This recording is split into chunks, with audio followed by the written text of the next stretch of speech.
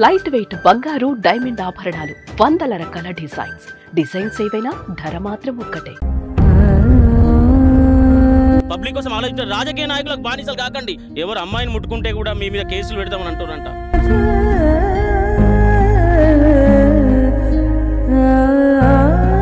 Direct చెప్తున్నారు లంచం తిని అలా మా అమ్మాయికి అన్యాయం చేసిరని చెప్పి. శృతి ఇంటి దగ్గరికి అయితే చాలా మంది వివిధ జిల్లాల నుంచి వచ్చిన వాళ్ళు ఉన్నారు. నిజామాబాద్ జిల్లా వాసులు కూడా ఉన్నారు. ఒకసారి వారితో మాట్లాడడం. అన్న మీరు చెప్పండి, అంటే శృతి విషయం మీకు తెలిసిన తర్వాత మీకు ఏమనిపించింది? అంటే ఈ మధ్య కాలంలో ఇట్లాంటి ఆత్మహత్యలు కావచ్చు, లేకపోతే ఇట్లాంటి హత్యలు సో రోజుకి బయటపడుతూనే ఉన్నాయి. సో ఇంత న్యూస్ నెట్వర్క్ ఉన్నా, లేకపోతే ఇంత పోలీస్ సిబ్బంది ఇంత ఉన్నా కూడా మనకి ఇట్లాంటి ఇన్సిడెంట్లు జరుగుతూ ఉన్నాయి. అంటే ఎవరు మనని ఏం చేస్తారులే అనే ధీమానా, లేకపోతే ఇంకేమైనా? అదే ఇదే చాలా మందికి ఏమవుతుందంటే యూత్ పోరాళ్ళకి కానీ అందరికి కానీ గవర్నమెంట్ ఏం పట్టించుకుంటలేదు. అంటే సమాజం ఇప్పుడు ఎట్లయిందంటే గవర్నమెంట్ పట్టించుకుంటే ఏ ఆడపిల్లకైనా ధైర్యం ఉంటుంది. ఒక కొడుకుని శిక్షిస్తే, ఇలాంటి నా కొడుకులని ఉరిశిక్ష చేస్తే రేపొద్దున ఇంకొక అమ్మాయిని ముట్టుకోనికి నా కొడుకు రోడ్డు మీద తిరగాడు.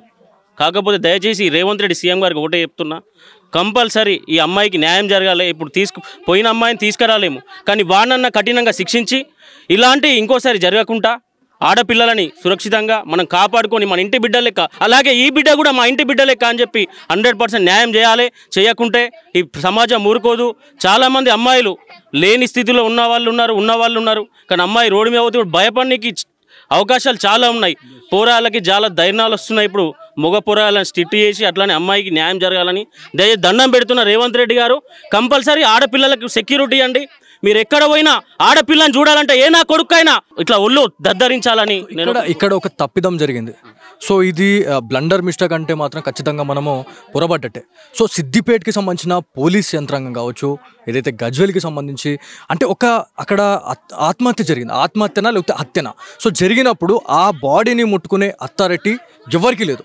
సో వాళ్ళందరినీ పక్కన పెట్టి, పోలీసులని పక్కన పెట్టి, మరి వీళ్ళందరూ తీసుకుపోయి అక్కడ హాస్పిటల్ చేర్పించిన తర్వాత తను చనిపోయింది అని నిర్ధారణకు వచ్చినారు అని చెప్పేసి ఇదంతా ఒక డ్రామా క్రియేట్ చేస్తూ ఉన్నారు. సో దీని గురించి మీరు ఏం చెప్తారు? అంటే పోలీసులు ఏం చేస్తూ ఉన్నారు అక్కడ?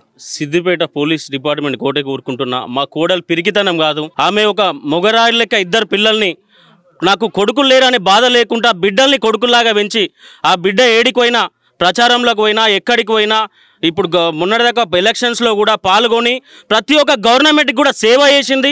మొగోళ్ళ లెక్క ప్రతి ఒక్కరికి సమాధానం ఇచ్చింది. ఆ బిడ్డే చనిపోయే రకం కాదు, సూసైడ్ చేసుకునే రకం కాదు. ఒకటే నేను అక్కడ ఉండే పోలీసులు వాళ్ళకి ఒకటే అడుగుతున్నా, మాది వేరే జిల్లా కావచ్చు, మాకు తెలియక మీరు అక్కడ మా వాళ్ళని తెలియని వాళ్ళ పోయిర్రా, సర్పంచులు పోయిరా, వాళ్ళని బంధించి ఏం చేసిర్రా? మీ ఒకటే అడుగుతున్నా. అదే మీ ఇంటి బిడ్డ అయితే, అదే SIRకి ఒకటే అడుగుతున్నా, మీ ఇంటి బిడ్డ అయితే ఇట్లా వేస్తుంటిరా? మీ ఇంటి బిడ్డ అయితే ఇట్లనే సరే హ్యాంగింగ్ వేసుకుంటే మీరు పోయేదాకా తీయొద్దు. వాళ్ళే ఎట్లా తీసిరు అంటే వాళ్ళే చంపేసిరు అమ్మాయిని. మీరు కఠినంగా కంపల్సరీ వాళ్ళు శిక్షించాలి, లేదంటే మీరు కూడా నేరస్తులే అవుతారు. కాబట్టి నేను దయచేసి ఒకటే కోరుకుంటున్నా, ఇలాంటి తప్పులు ఇంకోసారి చేయకండి. చేస్తే ప్రతి ఆడబిడ్డకు సురక్షితం ఉండదు. మీరు చాలా పొరపాటు చేస్తున్నారు. ఒక పోలీస్ డిపార్ట్మెంట్ ఒకటే దయచేసి ఒకటే కోరుకుంటున్నా, ఇలాంటి తప్పులు చేయకండి. మీ ఇంట్లో కూడా మీకు ఆడపిల్లలు ఉంటారు. ఏ ఆడపిల్ల అయినా మీ పిల్ల లెక్క చూసుకుంటేనే మీరు పోలీస్ డిపార్ట్మెంట్కి వాల్యూ ఉంటుంది. కాబట్టి దయచేసి ఒకటే చెప్తున్నా, మాకు కూడా మేము రాజకీయంలో ఉన్నాం, మా కోడలి అమ్మాయి, మాకు కూడా పౌరుషాలు ఉంటాయి. అక్కడికి వచ్చి మేము కూడా ఏమైనా చేయగలుగుతాం. మేము అంతా దూరం కాబట్టి మాకు తెలియదు. నిన్న సాయంత్రం తెలిసింది కాబట్టి మేము నోరు మూసుకుంటున్నాం. చాతగానోళ్ళ లెక్క అయిపోయింది మా బతుకులు ఇప్పుడు. దయచేసి ఒకటే చెప్తున్నా, మీరు పబ్లిక్కి సేవ చేయండి. పబ్లిక్ కోసం ఆలోచించారు. రాజకీయ నాయకులకు బానిసలు కాకండి. ఏ గవర్నమెంట్ అన్నా మీరు సొంతంగా చదువుకొని ఒక IASలు IPSలు అయ్యారు. మీరు ఏ నాయకులకు బానిసలు కావద్దని కోరుకుంటున్నా. అది ఏ గవర్నమెంట్ అన్నా కానీ మీరు ఆడపిల్లలకు న్యాయం చేయండి.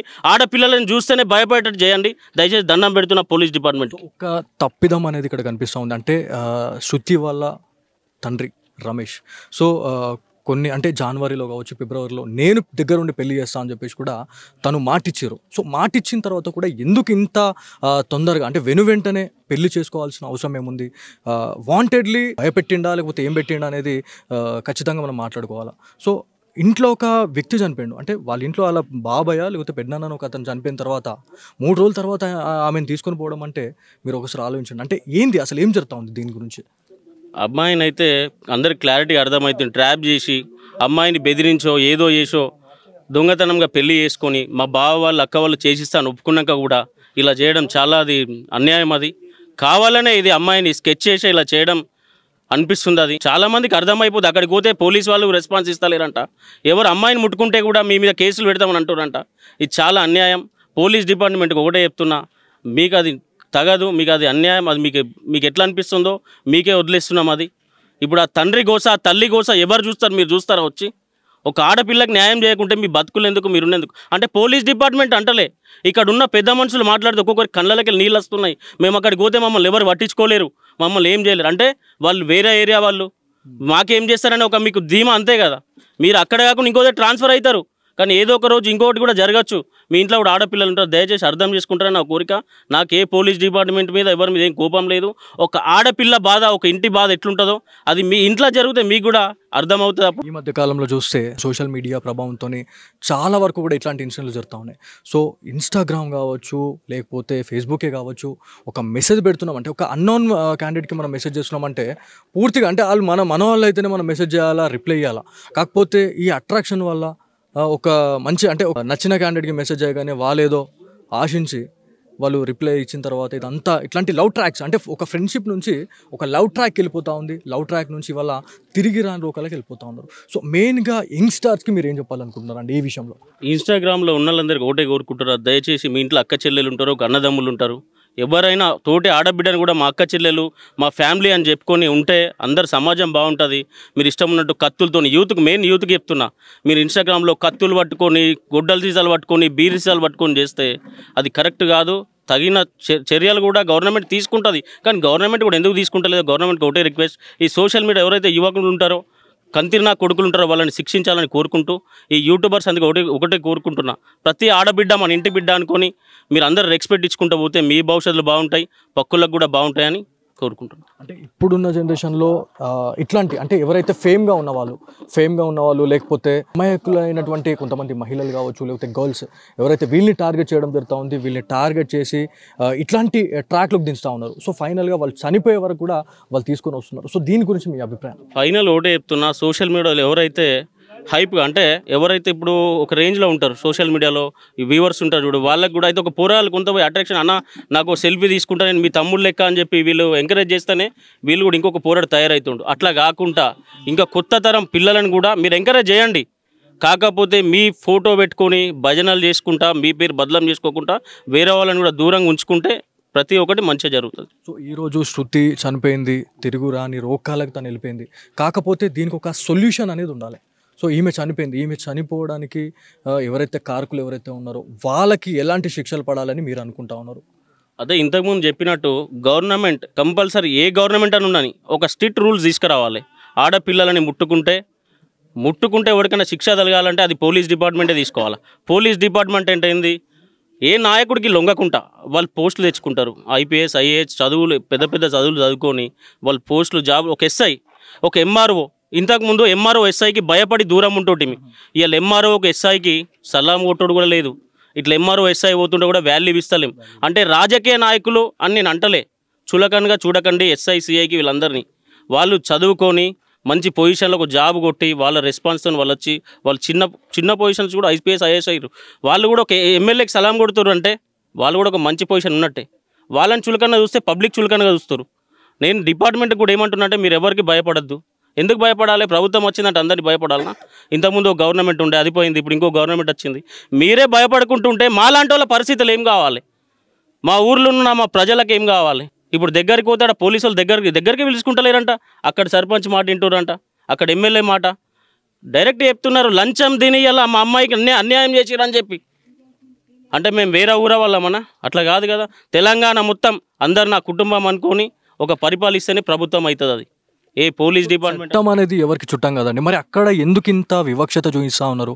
అంటే వేరే జిల్లా ప్రజలు వీళ్ళతోనే ఏమవుతుంది అని చెప్పేసి అనుకుంటే మాత్రం ఖచ్చితంగా అది 100% తప్పు. కాకపోతే ఎవరైతే శృతితోటి జానపద కళాకారులు ఎవరైతే ఉన్నారో తోటి కళాకారులతోనే నేను మాట్లాడినప్పుడు వాళ్ళు ఏం చెప్తా ఉన్నారంటే, వేరే బయట కంట్రీస్ గురించి మాట్లాడుకుంటే ఇప్పుడు మనకి సౌదీ అట్లాంటి కంట్రీలలో ఒక చిన్న ఏమన్నా తప్పు చేస్తే ఆన్ ది స్పాట్ అక్కడ నిలబెట్టేసి.